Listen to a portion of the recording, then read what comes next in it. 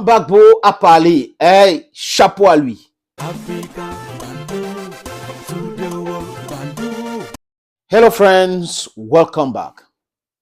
L'ancien président ivoirien, l'homme pour moi qui a conscientisé le peuple africain,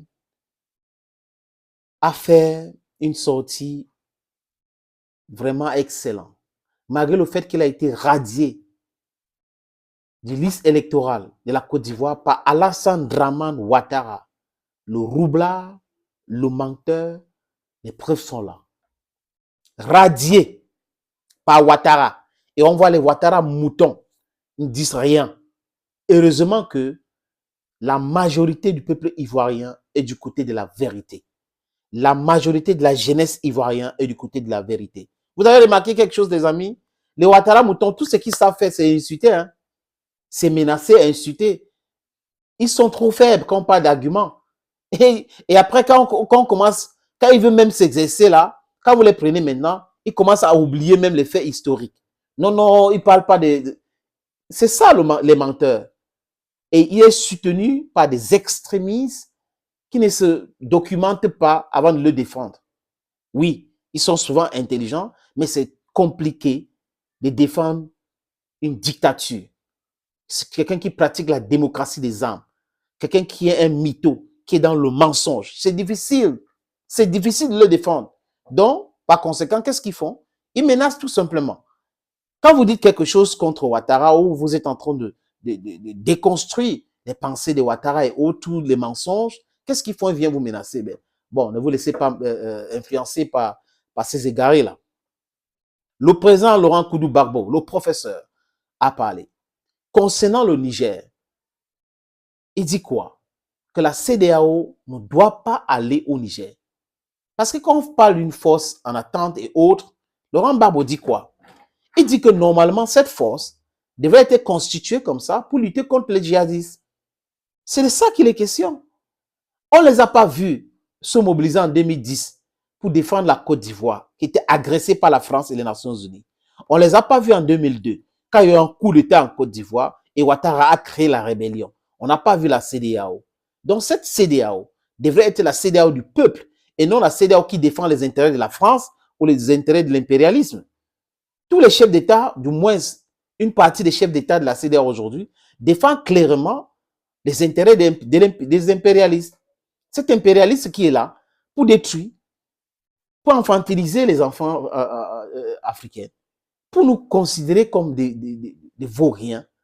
Et c'est ça que cette CEDEAO d'Alassane Ouattara, cette CEDEAO de Tinubu, le trafiquant, le mytho, le roublard, Macky Sall le roublard, comment il s'appelle encore, Patrice Talon, l'élément qui a créé la France, parce que là, c'est la France qui a créé cet homme-là, Patrice Talon.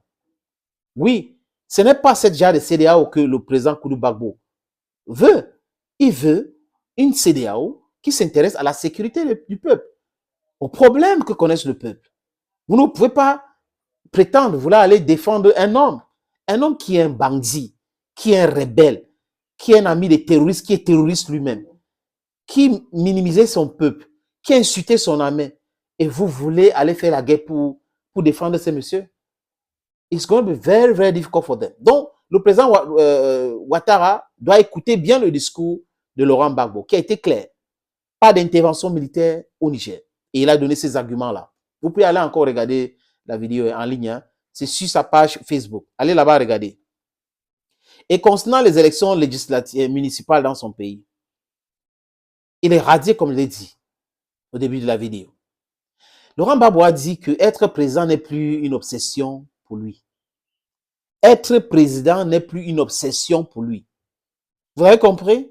C'est la libération de l'Afrique, l'affranchissement de l'Afrique, hein, qui est le plus important pour tout le monde. Donc, comme les Ouattara veut 4e, 5e, 1e mandat, il veut être président à vie en Côte d'Ivoire parce qu'il a peur de l'après. Gbagbo est sur autre chose. Donc, les Ouattara moutons là qui mentaient, oh Gbagbo, tout ce qui l'intéresse c'est le pouvoir, il vient de vous répondre qu'il n'est pas obsédé par le fait ou par le pouvoir obsédé du fait de devenir président ou de devenir président. Il n'est pas obsédé. Donc, il n'y a pas cette obsession-là dans la tête de Laurent Gbagbo. Celui qui a dit, et quand Gbagbo dit, je le crois. Je le crois. Il a dit ça, il faut le croire. Et tous les Africains devraient écouter ce discours de Laurent Koudou Gbagbo, qui est pour la jeune génération le mentor de la libération de conscience en Afrique. Oui, les amis, c'est lui.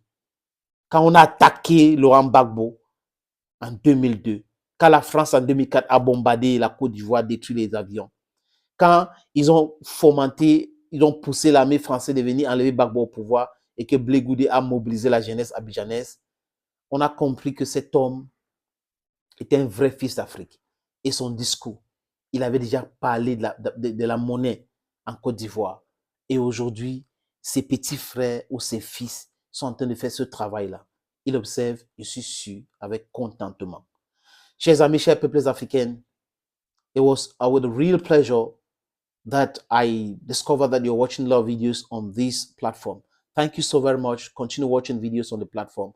Si vous avez le temps, les amis, abonnez-vous davantage, commentez, partagez et likez les vidéos. Thank you again and bye bye for now.